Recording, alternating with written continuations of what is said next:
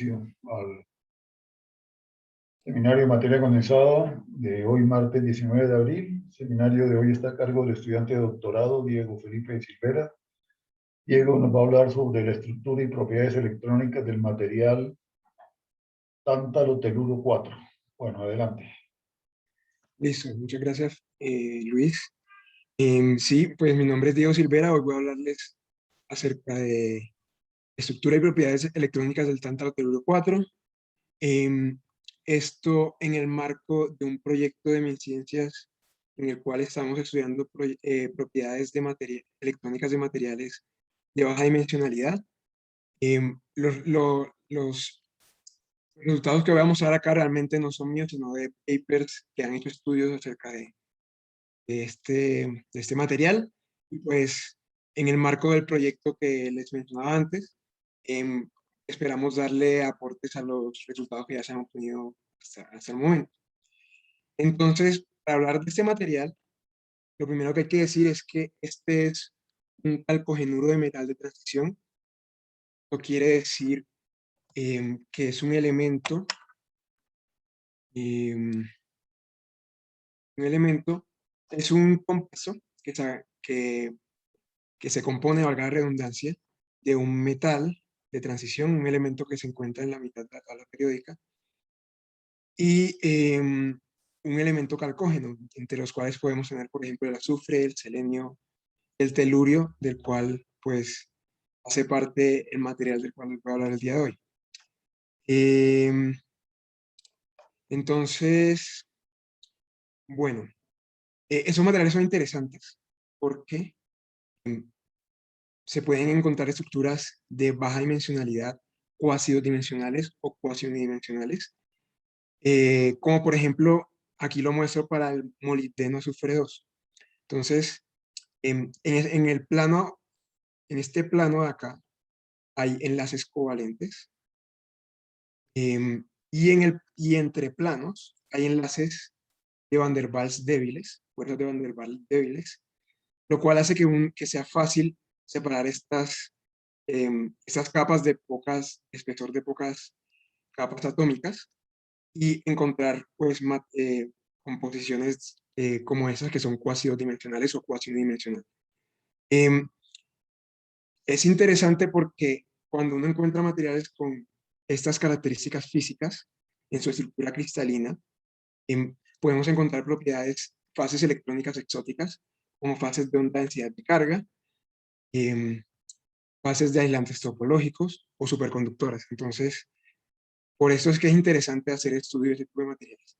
Em, las transiciones de fase se pueden modular a partir del dopaje químico o también incluso pues, aplicándole una cierta presión al material. Entonces, modulando algunas características físicas del entorno del material, se pueden modular las fases del mismo. Algunos ejemplos de ese tipo de materiales son el tántalo selenio 2, el niobio selenio 2 y el tántalo telúrico 4, del cual les voy a hablar el día de hoy. Entonces, el tántalo telúrico 4 es un tetracalcogenuro de metal de transición. Es un tetracalcogenuro porque son 4 átomos de telurio por un átomo de tántalo. El tántalo es un metal de transición con un número atómico 73, este es su peso atómico. El telurio tiene número atómico 52 con el correspondiente peso atómico. Su estructura cristalina es la que se observa acá. Como se puede ver, es cuasi unidimensional el material. Lo que encontramos son básicamente patrones de planos de telurios, de 4 telurios, seguidos por un átomo de tántalo si nos movemos en el eje C, por otro plano de telurios, y así sucesivamente, hasta formar nuestra celda unitaria, que pues tiene un tamaño más o menos de 6.5 angstroms en todas las direcciones, en la dirección A, B y C. Es un material que cristaliza bajo el grupo espacial tetragonal. Ahorita de pronto menciono un poco al respecto de esto. Esas son las líneas de alta simetría que se pueden encontrar en la primera zona de brillo AMPA del material. Y pues esas son algunas de las vistas del material pues, dependiendo de los planos que cojamos. Entonces, esta es la vista en el plano AC y esa es la vista del material en el plano AB. Como pueden darse cuenta, la estructura es la que les dije. Entonces, planos de telurios seguidos por átomos de tanto, bien modulados. Bueno, para obtener cristales de este material, se hace crecimiento de ese tipo de cristales, y los crecimientos pueden ser por por dos métodos diferentes. Entonces, un crecimiento es el crecimiento por transporte de vapor, y el otro es posible crecimiento para obtener ese tipo de cristales, es el crecimiento por el método de flujo. Entonces, por transporte de vapor lo que se hace es, uno tiene los polvos de tántalo y de telurio de acuerdo a su estequiometría, y generalmente se prepara una cantidad de 3 gramos en total de este material. Se forma la pastilla aplicándole presión. Posteriormente se sintetiza, se hacen pues hace que se entra en un proceso en el cual el material pues forma los enlaces de tántalos y telurios. Para eso entonces incrementamos la temperatura del material hasta 1000 grados Celsius. La temperatura se mantiene más o menos.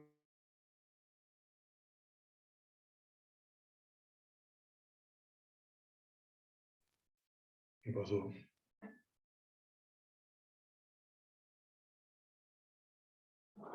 Parece que se cortó la comunicación con Diego.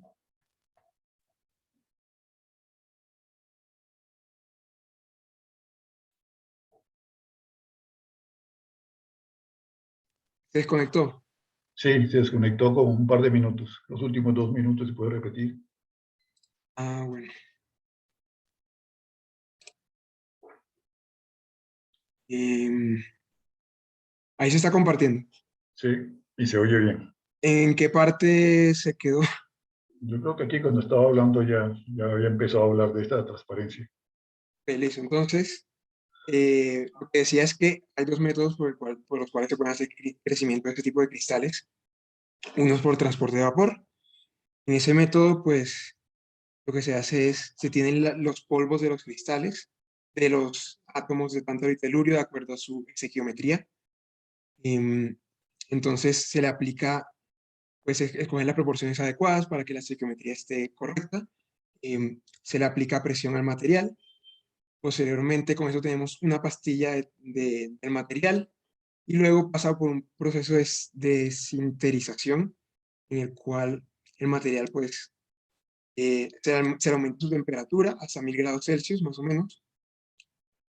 Luego, y esa temperatura se mantiene en 1000 grados Celsius por aproximadamente 3 días, y luego la temperatura vuelve a bajar nuevamente, ¿ok?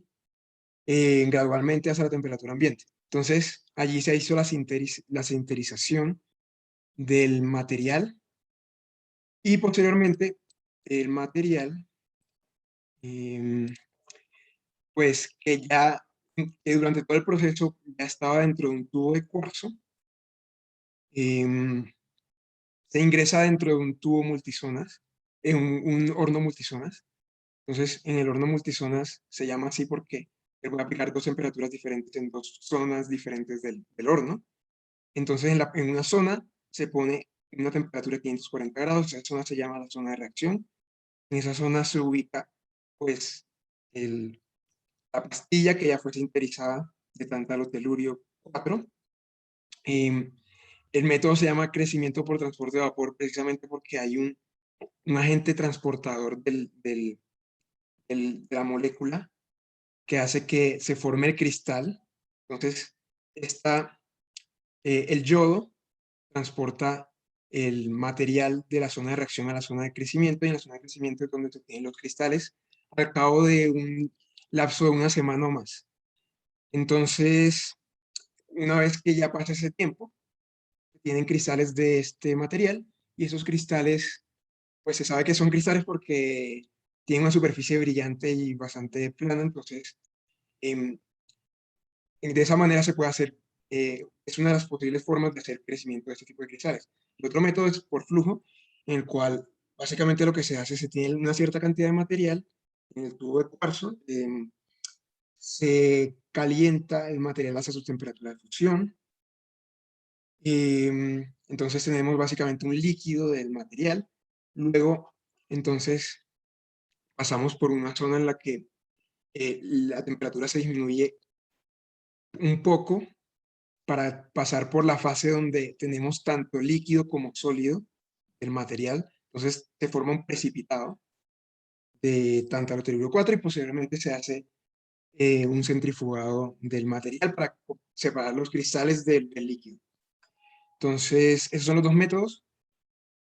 El primer método, pues digamos que es un poco más sucio porque requiere yodo como agente de transporte, y en cambio acá, digamos, no necesitamos un agente de transporte, entonces no hay trazas de yodo por ningún lado. Y entonces por eso digamos que es es favorable utilizar ese método sobre ese otro, a pesar de que ambos métodos generan cristales que son estables a temperatura ambiente.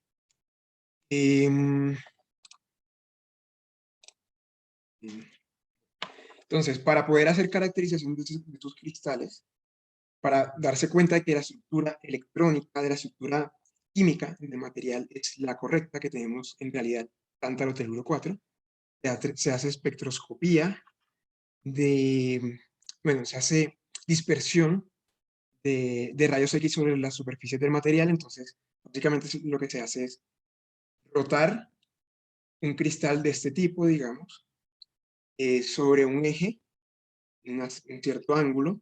El eje lo vamos a llamar el eje A por conveniencia. Entonces, este otro eje lo vamos a llamar el eje C. Y se mira pues, la estructura de difracción que tiene el material para cada uno de los ángulos, y se ve que, pues aquí tenemos estos picos únicamente porque esa es la estructura cristalina del material, pero digamos que en esta imagen de abajo podemos ver el patrón de difracción del material cuando no tenemos cristales, sino únicamente el polvo. Entonces aquí podemos ver muchos más picos de intensidad debido a que la estructura, el material acá en este caso no es cristalina como tal, también este sí. Eso, entonces de esa manera se puede hacer caracterización de cristal, se puede desglosar su estructura química, y pues una vez que ya tenemos los cristales crecidos y caracterizados, pues podemos pasar a analizar su estructura electrónica y sus fases. Entre sus fases encontramos una fase de onda densidad de carga. Entonces lo que le ocurre al cristal básicamente es que inicialmente se comporta de una manera algo similar a un metal. Digamos, esta es la imagen de lo que ocurre para un metal, de la estructura de bandas de un metal, en un cristal perfectamente espaciado, pero si le aplicamos, bueno, con los electrones llenos hasta la banda de Fermi, hasta la energía de Fermi, pero si le aplicamos una perturbación periódica al material, lo que va a ocurrir es que la energía cinética de los electrones va a disminuir en ambos lados y se va a formar un gap energético que va a hacer que el material pase de ser un metal, digamos, como en este caso, a un semiconductor o aislante. Entonces, en este caso tenemos un aislante, y esto ocurre porque básicamente la energía cinética de los electrones disminuye, y en contraposición aumenta la energía potencial elástica de la cadena. Por lo tanto, se forman estos pares, ese apareamiento de átomos, en el caso de un metal, se forman picos y valles de carga, teniendo entonces lo que se conoce como una fase de onda densidad de carga del material. Entonces, esto se puede ver en el tántalo telúrico 4 porque, digamos, esa es la celda unitaria asociada al material sin la perturbación periódica, pero cuando aplicamos la perturbación periódica y llegamos a la fase de onda densidad de carga, se forman esos clústeres de telurios, aquí sombreados con este poliedro verde, y pues se ven que hay y pues esto lo que indica es que hay picos y valles de carga, pues dando lugar a la fase de onda densidad de carga. Esto se explica, digamos, porque en respuesta, básicamente al potencial aplicado, que pues tiene un vector de onda Q asociado, pues se da lugar a una carga inducida. Entonces el hamiltoniano, que sin el potencial aplicado, tiene estados bases que son análogos a los de un vector de onda plana, pues ahora se van a convertir en estados que son superposiciones de ese estado K más estados que son básicamente lo que ocurre cuando el estado original salta del estado K al estado K más Q al estado K menos Q. Cabe aclarar que estos saltos únicamente ocurren si la energía asociada a ese vector de onda es menor a la energía de Fermi. Entonces, únicamente en ese caso es que ocurren esos saltos. Al fenómeno de que ocurran ese tipo de saltos de estados, se reconoce como anidamiento y voy a profundizarlo en una gráfica posterior. Entonces, aquí ocurre una respuesta de la carga inducida debido al potencial periódico, que tiene que ver con la amplitud de esos estados, la amplitud de los saltos que puede obtener por teoría de perturbaciones, y por lo tanto obtenemos este resultado para el caso de la densidad de carga para la temperatura T igual a 0.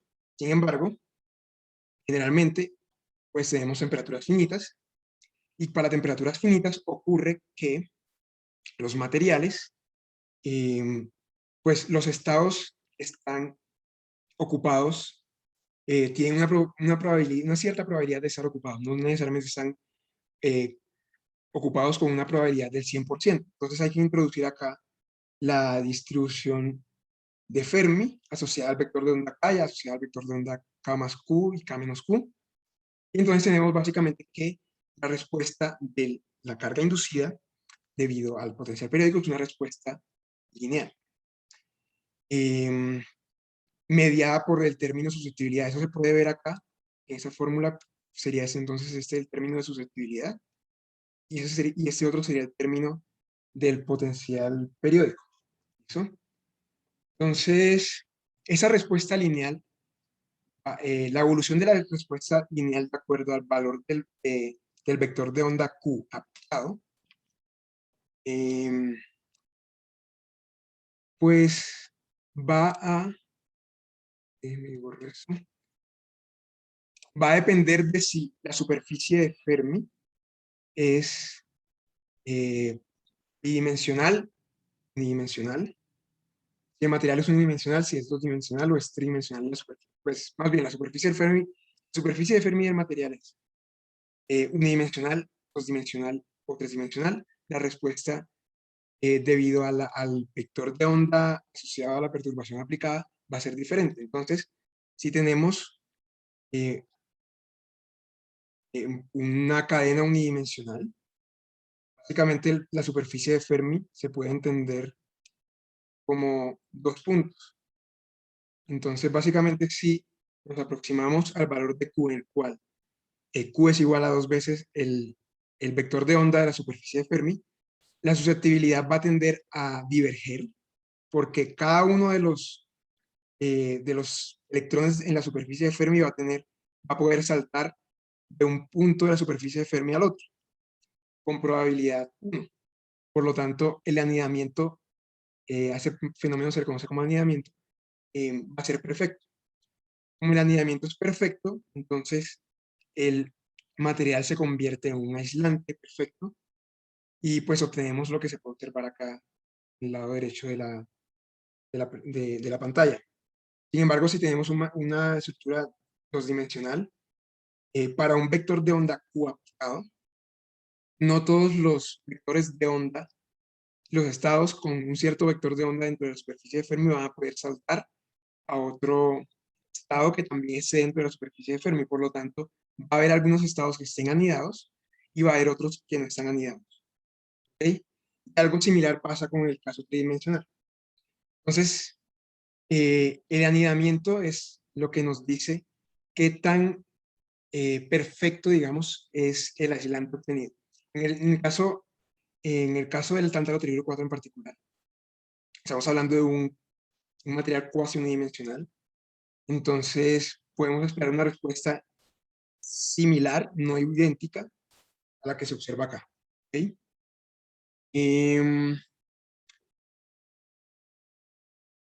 A ver, esto para el caso de temperatura de igual a 0. Para temperatura finita hay que tener en cuenta que hay que tener en cuenta que va a haber una temperatura para la cual se deja observar esa fase de onda densidad de carga que vamos a llamar como temperatura de Peierls.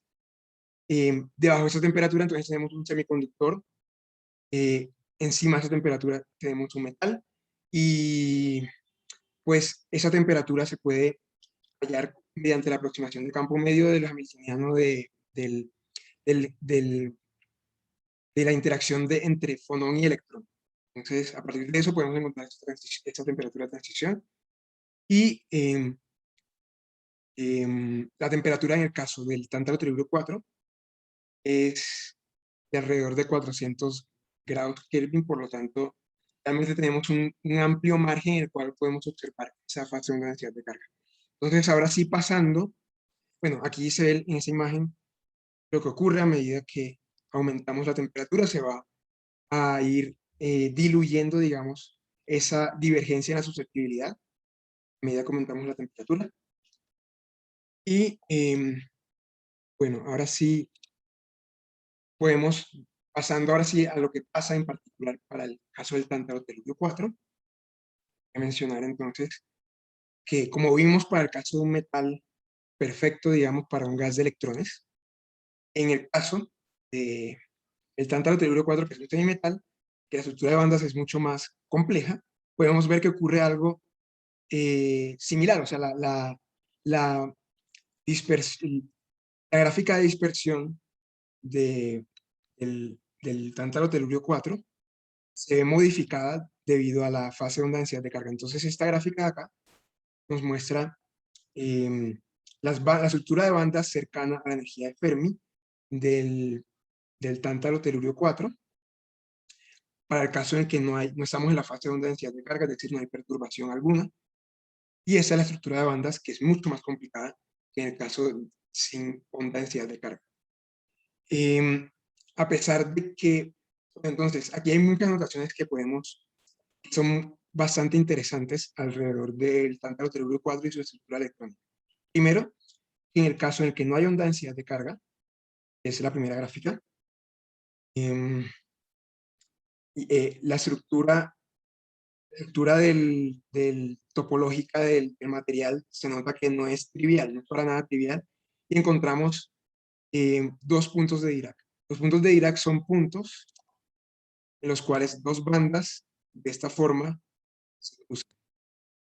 Entonces, en el caso tridimensional se puede ver, los puntos de Dirac se pueden ver como dos bandas con forma cónica, una con cono hacia arriba y un cono hacia abajo, en donde hay un cierto punto en el cual se cruzan esas bandas. Entonces, esos puntos de Dirac son signaturas de que la estructura topológica del material no es trivial.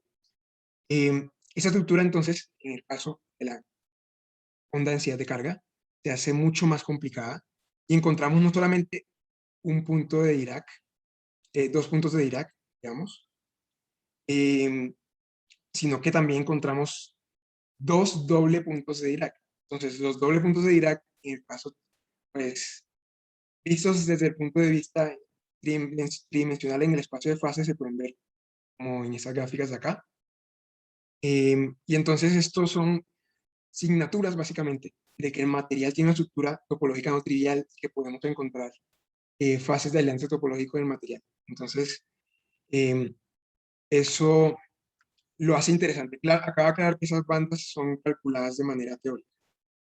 Entonces, hasta ahora no hay ninguna observación experimental de lo que ocurre. Hasta el momento en la presentación en particular, que ahorita les voy a mostrar, no hay ninguna explicación teórica de lo que ocurre con las bandas del tántalo tellúrico 4. Experimental, te digo. Entonces, ahora paso a la siguiente diapositiva. Eso en cuanto a la estructura electrónica, en la estructura de bandas del material. Ahora, la estructura cristalina del material con onda, con onda densidad de carga y sin onda densidad de carga también se ve bastante modificada en ambos casos. Entonces, aquí tenemos A y C, son son imágenes de microscopía de emisión. No, son imágenes de microscopía que se pueden obtener de la superficie del material. Entonces, esta vez aquí se ve claramente lo que ocurre con el material sin onda densidad de carga. Las bandas, pues, no, la estructura cristalina está bien modulada, bien definida, digamos.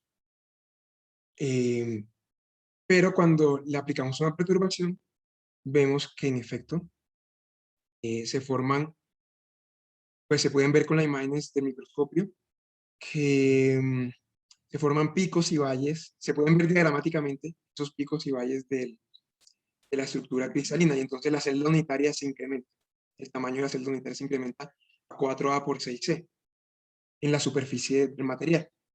Eso también tiene repercusiones en la resistividad eléctrica del material. Entonces, esa es la resistividad en términos de la temperatura del material. No parecía que hubiera nada extraño. Parece un material, un metal, por el comportamiento lineal del crecimiento de la resistividad. Sin embargo, se puede encontrar, si nos vamos a algunas superficies del material y aplicamos un cierto voltaje, podemos encontrar términos de la variación de la corriente en términos del voltaje, cómo varía ese término con respecto al voltaje, y podemos ver, y ellos observan, los autores del artículo, del paper del cual me estoy guiando, observan que encuentran un pseudo gap, que es de aproximadamente 45 milielectronvoltios, que ellos asumen que se debe a la modulación de ondas que tiene el cristal debido a la fase de onda densidad de carga. Entonces,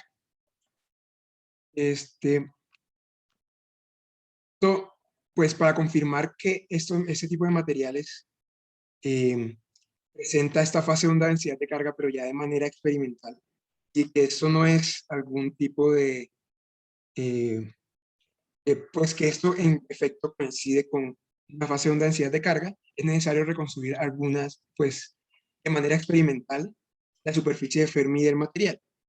Una de las maneras con las cuales uno puede reconstruir la superficie de Fermi es aplicándole un campo magnético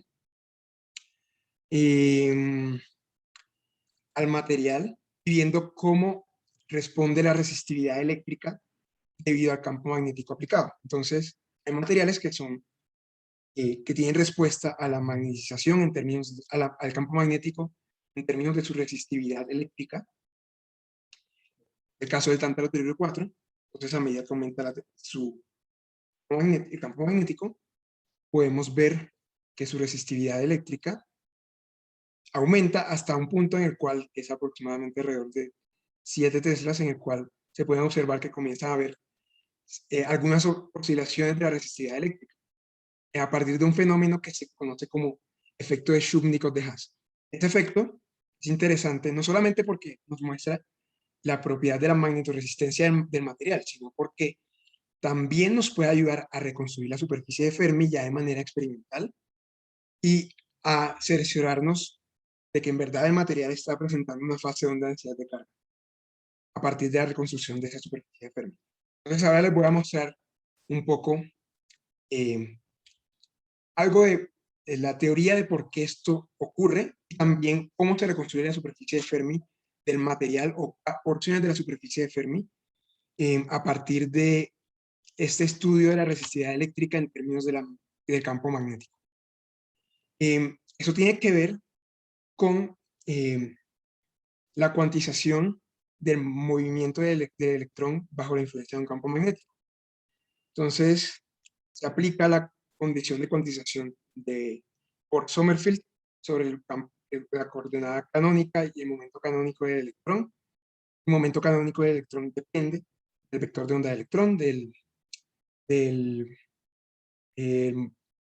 del potencial magnético del electrón, y también, y pues la coordenada eléctrica, pues la coordenada canónica es la coordenada, la proyección del movimiento del electrón en un plano perpendicular al campo magnético. Entonces, si nosotros insertamos esos momentos y coordenadas canónicas del electrón en la condición de cuantización de Bohr-Sommerfeld, encontramos una condición de cuantización del flujo magnético. Eso quiere decir que el flujo magnético, pues básicamente que el área en el espacio real está cuantizada, pero al aplicar la fuerza de Lorentz, que nos relaciona el espacio de fase con el vector de onda K y el espacio real, podemos encontrar también una relación de cuantización del área en el espacio de fase. Entonces encontramos que en el espacio de fase el área está cuantizada. Eso quiere decir que en el espacio de fase los electrones tienen unas ciertas órbitas permitidas, y si aplicamos esa condición de cuantización, bueno, aquí anotar que omega c es la frecuencia del ciclotrón y m es la masa del ciclotrón, que son fundamentales para el cálculo de la superficie de Fermi.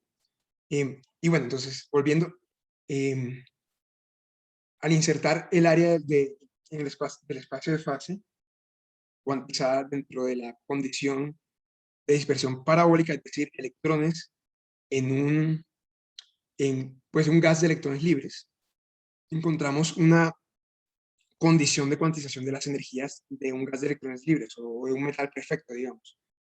Entonces lo que vemos es que esto es un término que es, pues básicamente en términos de oscilador armónico. Entonces, básicamente lo que ocurre es que los electrones van a tener órbitas permitidas. Para el caso de de electrones libres, tales que las órbitas van a ser similares a tubos en el espacio de fase. Entonces, las órbitas van a ser tubos en el espacio de fase, cada uno indexados con un número cuántico n, que vamos a llamar el índice de Landau. Y lo que ocurre es que, para explicar las oscilaciones de la resistividad eléctrica en material, lo que ocurre es que a medida que aumentamos el campo magnético, las áreas permitidas de las órbitas en el espacio de fase del electrón van a comenzar a aumentar, ver aquí diagramáticamente, hasta el punto en el que el área de la superficie de Fermi coincide con el área de ese tubo de Landau. En ese momento, los electrones tienen que saltar a un estado, a un tubo con una menor energía, y ese momento en el cual los tubos salen de la superficie de Fermi y ya no son estados ocupados, en ese momento es cuando ocurre la oscilación que les mostré anteriormente.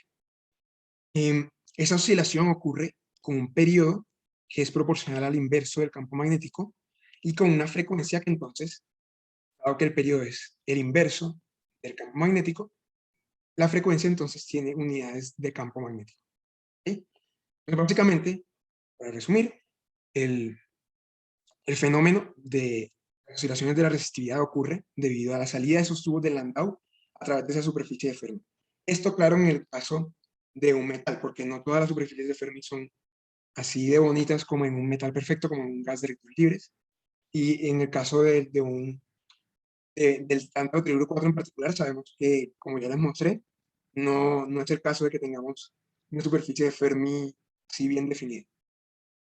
Entonces, esto va a provocar básicamente oscilaciones en potencial termodinámico gran canónico, como se pueden ver acá. Entonces, las oscilaciones de potencial gran canónico van a depender, pues va a ocurrir una oscilación cada vez que aumentamos nuestro n, y como el potencial termodinámico tiene un término oscilatorio que es este de acá, es una suma de contribuciones de diferentes armónicos, pues no solamente el potencial canónico va a verse modificado y va a tener un término oscilatorio, sino que también la magnetización va a tener un término oscilatorio, como lo podemos ver acá. Eso también va a repercutir no solamente en la magnetización, sino también en la resistividad eléctrica. La resistividad eléctrica, como les mostré, va a oscilar con el aumento del campo magnético. Hay un fenómeno que hay que tener en cuenta a la hora de estudiar em, la oscilación de la resistividad eléctrica, y es el phase smearing. El phase smearing es un efecto que hace disminuir la amplitud de las oscilaciones de la resistividad y de las demás variables termodinámicas. ¿Por qué ocurre el phase smearing? Ocurre por aumento de temperatura, por colisiones de los electrones dentro de sus órbitas y por el desdoblamiento por spin. Entonces, básicamente, el efecto de cada una de esos fenómenos físicos, digamos, hace que haya una superposición de las oscilaciones originales. Entonces, digamos, si tenemos la temperatura, básicamente, la temperatura va a actuar sobre las oscilaciones como una superposición de una distribución de varias fases, una suma de muchas fases, que al final, a la postre, lo que hacen es disminuir la amplitud de las oscilaciones. Entonces, esa amplitud va a verse disminuida de acuerdo al fenómeno estudiado. Entonces, este lambda de acá, que observan ustedes, depende de si el fenómeno es la temperatura, las colisiones o el desdoblamiento de los niveles energéticos por el spin electrónico. Entonces, debido a esa reducción de las amplitudes, tenemos que modificar la fórmula de las oscilaciones del potencial termodinámico. Entonces, esta amplitud se va a ver modulada por la caída de la amplitud debido a al término de la temperatura. Entonces, esto ocurre porque, básicamente, a medida que aumentamos la temperatura, sabemos que para T igual a 0, todos los estados debajo de la energía de Fermi están ocupados, una probabilidad igual a 1, de la superficie de Fermi está bien definida, es una superficie esférica, pero a medida que aumentamos la temperatura, esa superficie se va a diluir, digamos, a difuminar. Entonces, ese es el momento en el cual estos tubos de Landau en el espacio de fase salen de la superficie de Fermi, no está bien definido y por lo tanto la amplitud de las oscilaciones, a medida que aumentamos la temperatura, pues va a verse disminuida. Si se dan cuenta, entonces, el término de la temperatura tiene inmerso en sí la masa del ciclotrón. Esta masa del ciclotrón nos va a ayudar a reconstruir la superficie de Fermi, en particular para el tántalo telluro 4. Hay otros fenómenos, como el de Dingle, se llama así, y entonces se escribe Dingle. Entonces, por este fenómeno, el segundo de acá, hay que tener en cuenta el hecho de que el electrón puede colisionar en su órbita. Y eso se tiene en cuenta a partir de este tiempo, que es el tiempo libre medio. Entonces, el tiempo libre medio dice el tiempo entre colisiones. A medida que el tiempo libre medio sea menor, pues la amplitud de las oscilaciones va a ser menor. Y el otro término es el término de spin, que tiene que ver con que los niveles energéticos se van a ver desdoblados por el hecho de que el spin del electrón puede apuntar hacia arriba o hacia abajo. Y ese efecto, pues también va a hacer que la amplitud de las oscilaciones se vea disminuida. Entonces, básicamente esos son los tres fenómenos que disminuyen la amplitud de las oscilaciones. Y ahora les voy a mostrar lo que ocurre en particular para el tántalo telluro 4.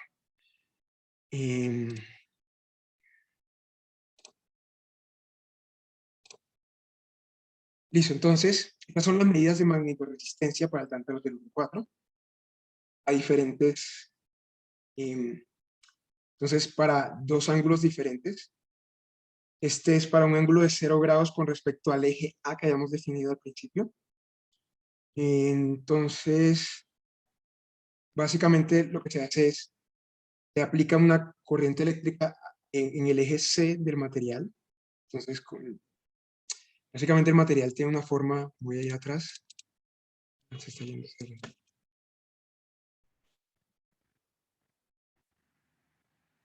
como la que tenemos acá, entonces se aplica una corriente del eje C y se rota el material en torno a este plano de acá.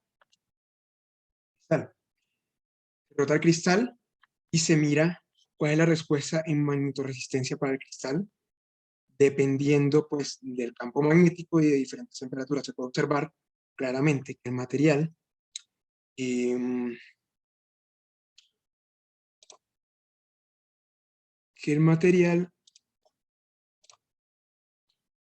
a medida que aumenta su temperatura, la respuesta de la resistividad eléctrica en términos del campo magnético es casi nula, es decir, se mantiene casi constante o crece poco, pero a medida que la temperatura disminuye y aumentamos el campo magnético, esas oscilaciones comienzan a verse mucho más. Eso ocurre tanto para el ángulo a 0 grados como para el ángulo de 45 grados. Y esta escala de acá nos dice la proporción en la cual aumenta la resistividad eléctrica en términos, en comparación con el caso en el cual el campo magnético es igual a 0, ¿ok? Entonces aquí la escala está de 0% a 4000%. Y básicamente eso es interesante porque nos ayuda, como les dije ahorita, a reconstruir la superficie de Fermi del material. Entonces, para un ángulo de 0 grados, al hacer una transformación, una transformada de Fourier de las oscilaciones, pueden identificar algunas frecuencias de oscilación del material. Para el ángulo de 0 grados, encuentran una oscilación, ellos asocian a una banda que llaman beta, es una banda que también encuentran al ángulo de 45 grados, como ven acá. Esa es la frecuencia que encuentran para 0 grados, 330 teslas. Para 45 grados se encuentran 386 teslas. Encuentran también otra banda que llaman beta prima, pero que realmente corresponde al mismo, a la misma banda energética. Otra frecuencia diferente, pero de la misma banda energética para el ángulo de 0 grados. Y para el ángulo de 45 grados encuentran una banda energética, una banda, sí, una banda energética, em, que llaman alfa, que únicamente observan en ángulos de 45 grados y de 135, por ejemplo. Entonces, el hecho de que beta se observe en varios ángulos y que alfa no se observe sino en algunos específicos, denota una cierta em, anisotropía de la estructura de bandas, bueno, de la banda alfa, una más bien baja anisotropía de la banda beta. Entonces, a partir de esas frecuencias encontradas para esas diferentes bandas alfa y beta, y de la fórmula de Lifshitz-Koczewicz, que es la fórmula que les mostré antes, porque no se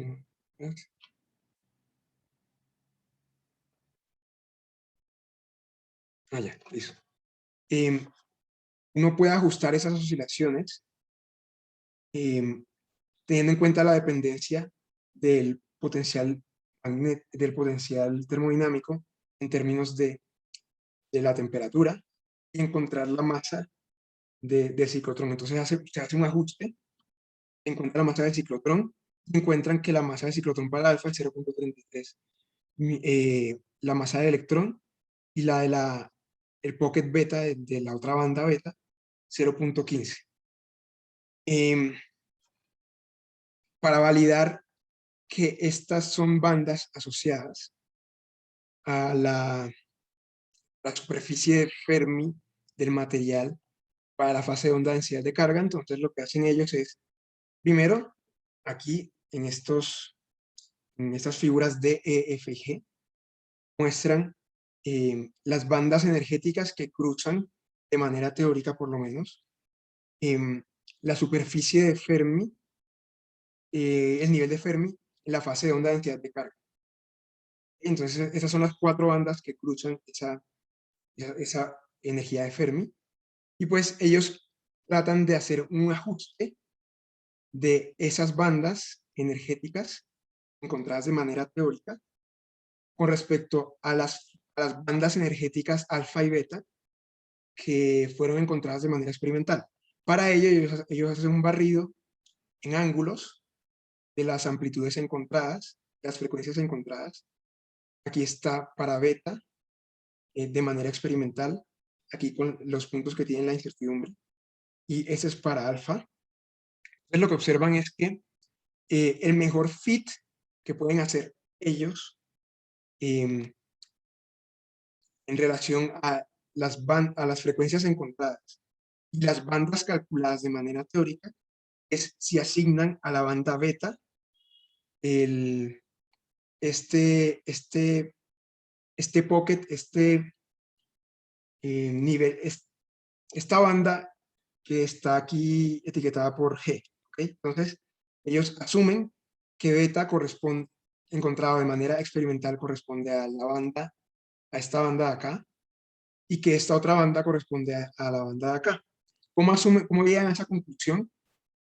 Porque esas otras 2 bandas encontradas no son fáciles de encontrar de manera experimental, dado que presentan, no tienen superficie, no presentan órbitas cerradas en el espacio de Fermi, en el espacio de fase.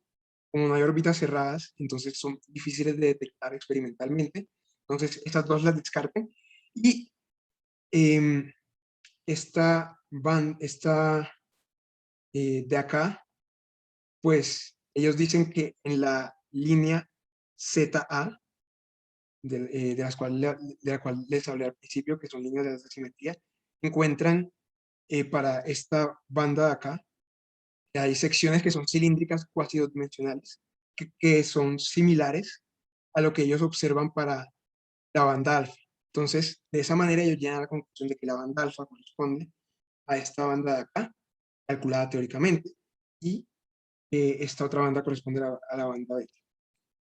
Y al hacer el ajuste de la superficie de Fermi, del área de la superficie de Fermi, que depende de la masa del ciclotrón, entonces llegan a la conclusión de que las masas del ciclotrón de alfa y de beta son 0.21 la masa del electrón y 0.10 la masa del electrón, respectivamente, lo cual es muy cercano a las masas que habían calculado a partir de las oscilaciones observadas teóricamente. Entonces, al darse cuenta de que esos ajustes eran coincidenciales, digamos, o coincidían más bien, notaron que lo que ellos encontraron experimentalmente a partir de las oscilaciones de Chubnikov de Haas corresponden a pockets, a bandas energéticas de la fase de onda densidad de carga. Y además, hay unas fases calculadas teóricamente para la fase que no tiene onda densidad de carga, para la cual también se intentó hacer ese fit. El fit no coincidía. Entonces, como no se ajustaba, la conclusión es que la fase de onda densidad de carga corresponde a esos niveles energéticos, a estas bandas encontradas experimentalmente. Eso es básicamente una muestra de que el material tiene asignaturas topológicas no triviales, y pues por eso es muy interesante hacer estudio de este tipo de materiales. Y además se puede hacer, eh, como les dije antes, el material tiene asignaturas incluso a temperatura ambiente, porque la fase de onda densidad de carga tiene, pues llega hasta 400 grados Celsius. Y pues otra muestra adicional de que el material tiene características de aislante topológico es la siguiente. no sé si recuerdan que cuando les dije la dependencia entre el área de la superficie de Fermi y el índice de Landau-N, pues el término realmente estaba cortado hasta acá, la dependencia era esta, ¿cierto? Entonces el área de superficie de Fermi dependía por ese término de acá es igual a 2pi por n más 1 medio, pero en el caso de un aislante topológico, se tiene que adicionar un término acá que no es trivial. Cuando ellos hacen em, una gráfica del índice de Landau contra el inverso del campo magnético, a partir de los campos magnéticos que ellos midieron, que están acá subrayados con estos círculos, llegan a la conclusión, al hacer un ajuste, de que un ajuste lineal, de que hay una fase, de que hay un intercepto que no es trivial, que es igual a menos 0.13, que correspondería entonces a esta fase beta de Berry, que nos dice que el material tiene propiedades de aislante topológico. Entonces, esta es otra muestra también de que el material es muy rico, digamos, en términos de propiedades electrónicas exóticas. Esta otra fase adicional tiene que ver con que a veces hay curvatura adicional, a veces tenemos materiales cuasidodimensionales que tienen una curvatura en la otra dimensión, ¿cierto? Entonces, esa fase aparece cuando hay curvatura en esa otra dimensión. Em, pero digamos que en particular la que nos interesa es esta, que es la fase de Berry, que nos indica que tiene propiedades de aislante topológico material. Y bueno, entonces, para, para concluir, entonces básicamente lo que em, queremos hacer es, primero, ampliar esta gráfica de la magnetoresistencia de material. Pues hasta ahora hay medidas hasta 15 teslas, pero queremos que lleguen hasta 35 teslas. Para eso vamos a ir al Laboratorio de Altos Campos Magnéticos en Tallahassee, Florida, el próximo 23 de mayo, y vamos a completar esta gráfica de la dependencia de la resistividad eléctrica en términos del campo magnético para determinar por completo la superficie de Fermi del material. Con eso podemos encontrar, pues, terminar de hacer esta gráfica de la fase de Berry en términos del índice de Landau. Y pues también queremos ver qué es lo que pasa con el material cuando lo dopamos. Entonces, hasta ahora tenemos el dopaje con niobio a 0%, 40%, 60%, 80% molar. Y pues queremos hacer ese estudio también con el compuesto dopado y buscar signaturas topológicas en el material. Entonces, eso es básicamente la contribución adicional que se busca hacer. Y eso sería lo que les quería hablar el día de hoy. Bueno, muy bien, Diego. Entonces, estamos abiertos para preguntas, comentarios. A ver, quien tenga alguna pregunta, algún comentario, levanta la mano o directamente interviene con la pregunta. Hola Diego, ¿me escuchan? Hola. ¿Me escuchan? Sí, Sí, sí te escucho. sí, sí, Fernando, adelante.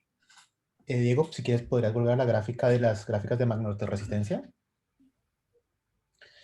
Es que, digamos que lo importante de la gráfica B es que estas oscilaciones se convierten como la huella digital de que haya onda de densidad de carga.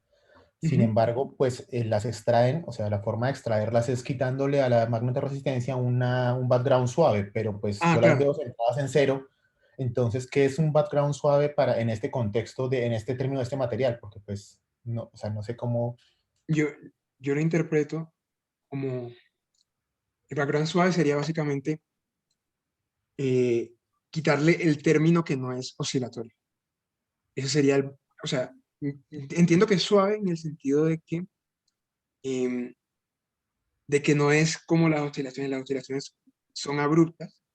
En cambio, ese término que no es oscilatorio, pues es más bien, tiene o sea, la dependencia de la resistividad eléctrica, de la resistencia eléctrica o resistividad, pues em, no es tan, o sea, no hay variaciones tan abruptas y me imagino que por eso es suave. No estoy muy seguro de cuál es la razón hablar del término suave, pero sí, lo que se sustrae realmente es el término no oscilatorio de la resistencia.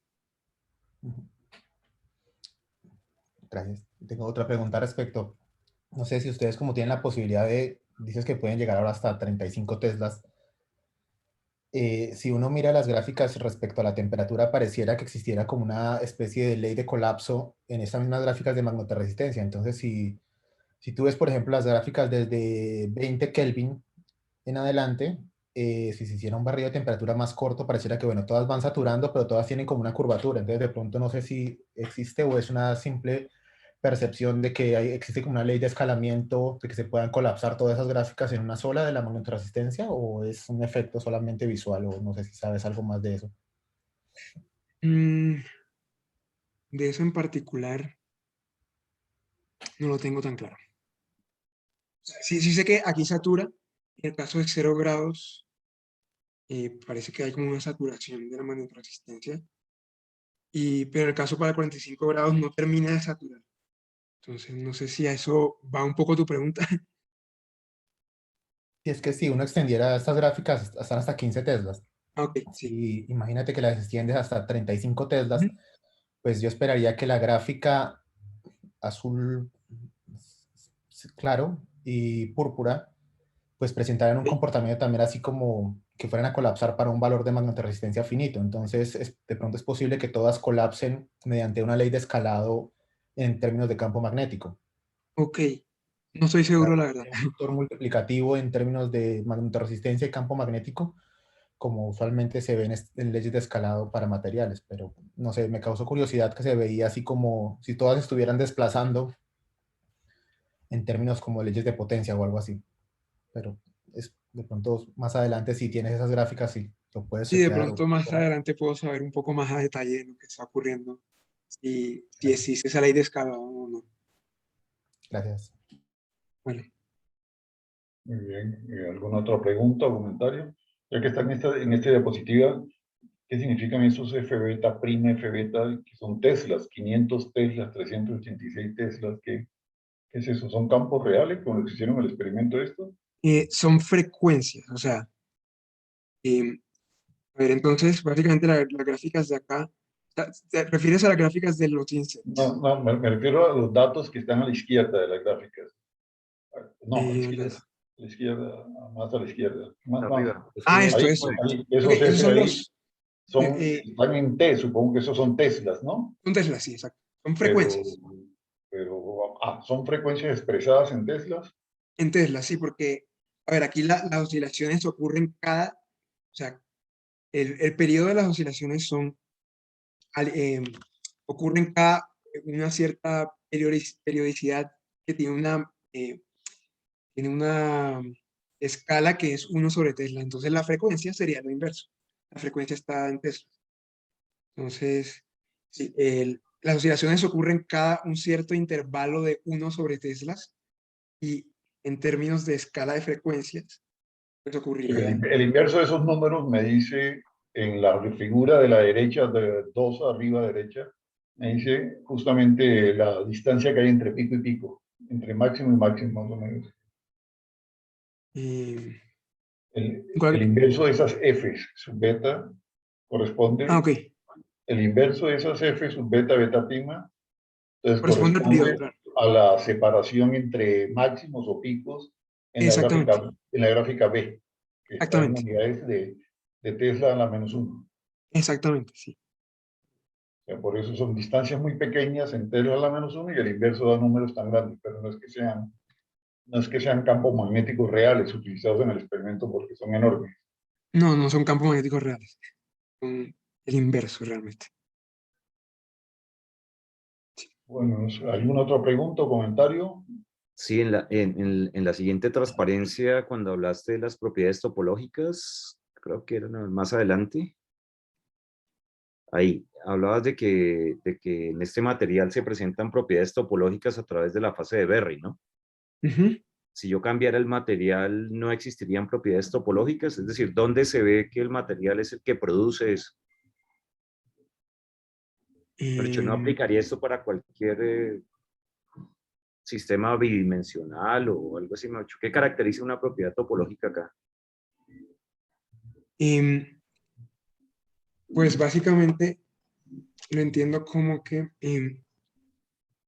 cuando uno hace la gráfica del índice de Landau contra el inverso del campo magnético, entonces uno puede encontrar un intercepto que puede ser trivial o no trivial. Si es trivial, básicamente quiere decir que este beta es nulo. Si no es trivial, como en este caso, que es menos 0.13, en este caso hablaríamos de que o sea, generalmente cuando este beta es diferente de cero, como yo lo entendí por lo menos, em, pues estamos hablando de un material que tiene ciertas propiedades topológicas, ¿sí? Sí, eso es lo que podría decir al respecto. ¿Y qué propiedades topológicas se pueden medir experimentalmente? Mm,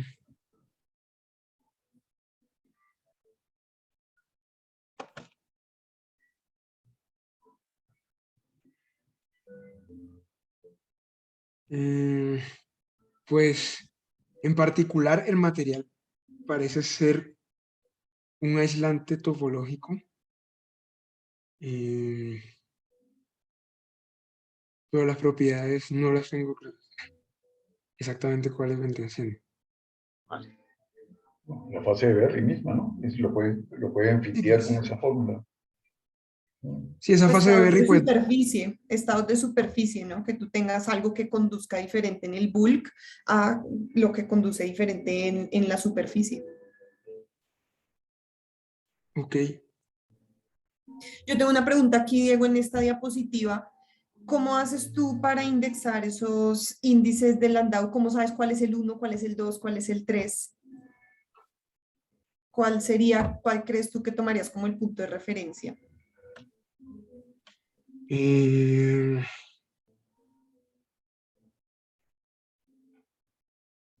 el punto de referencia, Porque aquí, por ejemplo, pues, estos señores dicen que tienen un índice de Landau, no sé, será 10, 20, 21, 22, pero ¿cómo sabe uno que realmente es el 21 y el que uno dice que es el 21 realmente no es el 22? em, considero que tiene que ver eh,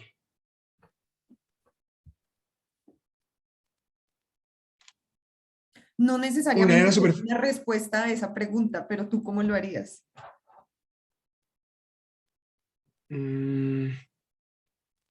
Con el área de la superficie de Fermi determinada. El área de la superficie de Fermi a ti te da una frecuencia de oscilación. Esa frecuencia de oscilación Ujú, tiene unidades de Tesla ujú, y esa cantidad de Tesla tú la puedes relacionar con un tamaño de pocket de la superficie de ujú, Fermi.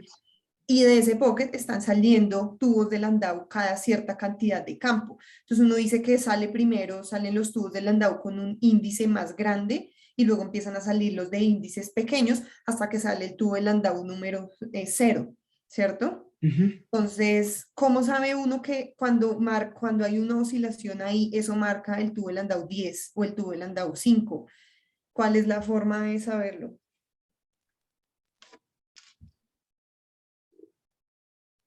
Eso es algo para pensar, porque no es trivial. Digamos, la forma en la que uno lo haría más directamente es como el índice, cuando uno sabe que salió el último tubo de Landau y ya no existen más oscilaciones, pues ya uno dice, ah, ese era el tubo de Landau 0. Esa última oscilación es la que me indica mi tubo de Landau 0 y de ahí los puedo ir contando. Pero hacer ese indexamiento no es tan trivial y por eso estas gráficas del indexamiento de esa fase de Berry con indexando los tubos de Landau son controversiales, porque pues muchas veces uno no puede tener realmente una certeza de cómo indexar esos tubos de Landau.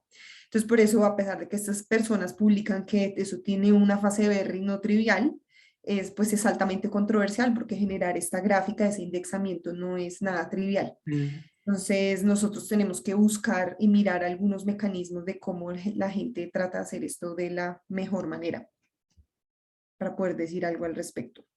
Lo ideal sería alcanzar el límite cuántico, que es cuando ese último tubo el Landau sale, ok, pero pues sí es complicado. ok. de qué orden necesitarían el campo magnético para ese último tubo? Del mismo orden de la frecuencia de los pockets. Entonces, por ejemplo, en este caso, si hay pockets de 300 Tesla, pues uno necesitaría 300 Tesla para sacar ese último tubo del andado, que pues es Eso no se puede complicado. lograr todavía. Sí, entonces por eso generalmente la gente puede hacer estos indexamientos para semiconductores de baja densidad de portadores con pockets pequeñitos. Entonces uno puede alcanzar los, o sea, 20 Tesla, 30 Tesla, pero para materiales que tienen pockets más grandes es un poco más complicado. Vale, muy bien. Bueno, ¿alguna otra pregunta? No sé si Sí, Carlos aprovechando la Augusto Mera. discusión, si me Sí, permite tener una duda. De alguna adelante. forma, digamos, la posibilidad de tener estados topológicos ahí se debe eh, a alguna referencia de energía, es decir, y ocurre, por ejemplo, una inversión de banda, en este caso son cruzamientos de bandas. Luego, ¿cómo uno sabe desde el punto de vista de experimento, por ejemplo, intentando medir la fase de Bernoulli, que aquellas propiedades topológicas están relacionadas justamente con esos estados y no, por ejemplo, con estados que están, qué sé yo, 0.5 eV más abajo de Fermi, o que tal vez inclusive el nivel de Fermi no está justamente en estos cruzamientos por impurezas y demás. Yo no consigo entender cómo se extrae esa información. Me gustaría saber qué opinión tienes. La información de qué exactamente.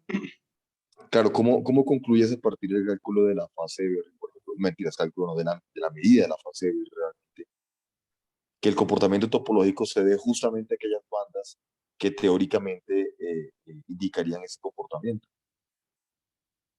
Ah, bueno.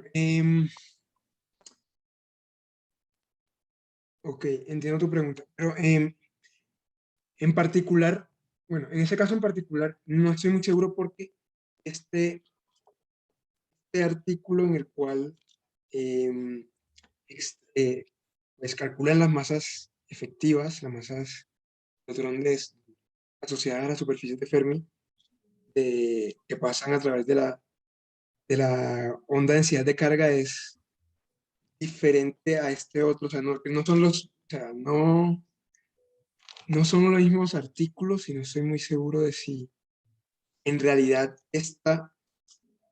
o sea, si esta fase de Berry corresponde específicamente a alguna de estas bandas que cruzan la superficie de Fermi calculadas teóricamente acá. Es lo que no estoy muy seguro de si eso es así, porque no son el mismo artículo, no es la misma referencia. Entonces, no sé si es exactamente la misma banda la que están calculando allí, pero sí, eso es lo que te puedo decir. Pero tú puedes identificar cuál, digamos, para cuál de esas oscilaciones y determinada frecuencia se le asocia a cada uno de esos pockets y tú podrías decir cuál presenta una fase de Berry no trivial, ¿cierto? En principio.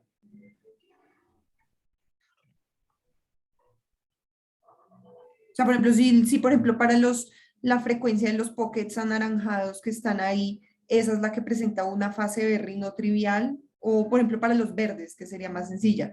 Uno podría decir que así no esté a la energía de Fermi, si está justo, que está por debajito, esa superficie Fermi encierra un punto de Dirac, un punto de Weyl. Y entonces esa uno esperaría que tuviera una fase de Berry no trivial. Entonces las oscilaciones que provienen de ese pocket de los tubos de Landau saliendo ese pocket, uno esperaría que tengan como esa fase de Berry no trivial, en principio. Ya Bueno, entendí, gracias. lo otro que yo podría de pronto observar acá es que esta banda de acá, la D, es, pues, de acuerdo a lo que dicen en el paper, pues tiene pues ajusta bien a una superficie de Fermi bidimensional. Y ellos acá también se refieren a una superficie de Fermi que es bidimensional. Entonces, em, teniendo eso en cuenta y también que eso es como más anisotrópico que es probable que nos estemos refiriendo a esta banda acá, pero no estoy completamente seguro de eso.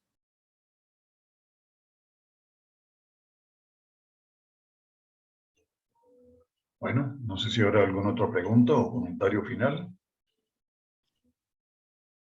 Parece que no. Entonces, gracias Diego por la presentación y nos encontramos el próximo martes.